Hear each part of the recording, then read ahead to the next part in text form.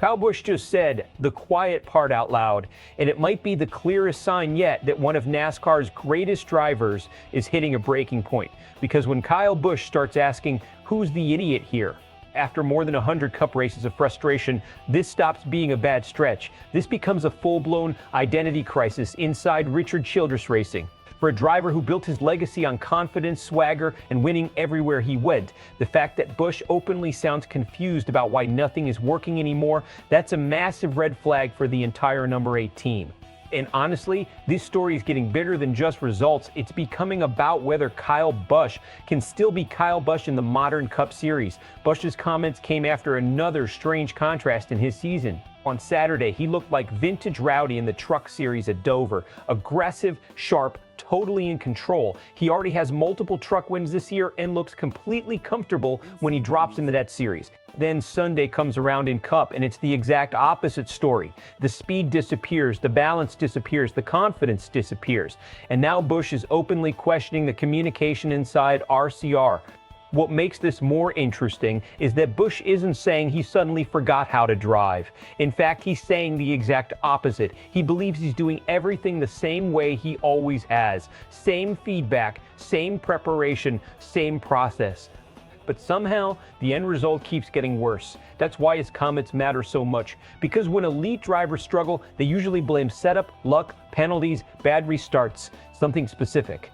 Busch sounds genuinely lost trying to understand why elite-level instincts that worked for nearly 2 decades suddenly aren't translating anymore. And if you've watched RCR this season, you can see exactly why the frustration is boiling over. Martinsville was ugly. Las Vegas was ugly. Radio arguments with the spotter, complaints about broken cars, bad qualifying, pit road mistakes. Everything about this season has felt tense, not just slow tense. That's an important difference. You can survive being slow in NASCAR for a while, but once frustration starts infecting communication, that's when teams spiral, and RCR clearly saw it coming. That's why the organization already made the crew chief change, replacing Jim Pohlman after only 10 races with veteran Andy Street.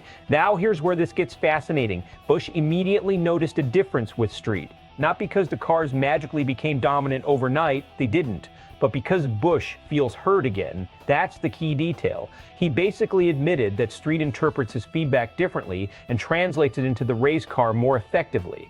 That sounds small to casual fans. In NASCAR, it's everything. The relationship between driver and crew chief is like a quarterback and offensive coordinator. If communication breaks down by even 5%, the entire operation falls apart. And Busch comparing this situation to his old partnership with Adam Stevens tells you exactly what he misses. Structure, trust, execution. During those Joe Gibbs racing years, Busch didn't have to overthink things. The car responded the way he expected. The communication loop was clean. That's why they won constantly. Right now at RCR, Busch sounds like a driver fighting the car instead of attacking the track. That is a dangerous place for any veteran driver to live mentally, especially a driver whose edges always come from confidence and aggression.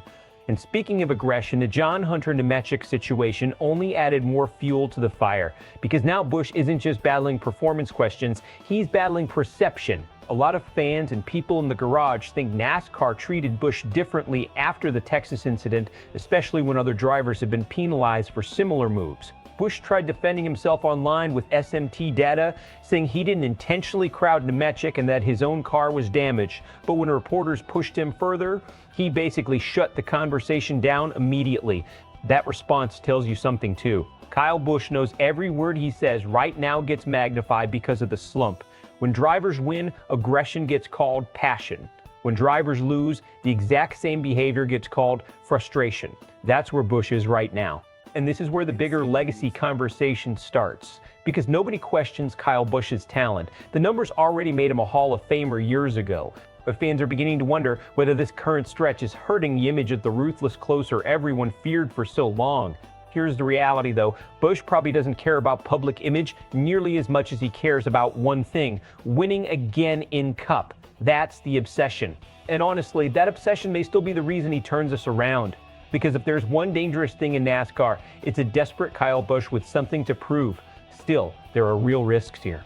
If the chemistry with Andy Street doesn't produce results soon, the frustration level could explode even further. More radio blowups, more aggressive driving, more public criticism, and at some point, morale inside the organization starts taking damage. But there's also a best-case scenario here. If Street truly unlocks communication with Busch, even modest improvements could completely change the season. One strong run can rebuild confidence fast for veteran drivers. And once Busch gets confidence back, we've seen what happens historically. He becomes one of the most dangerous racers in the garage again.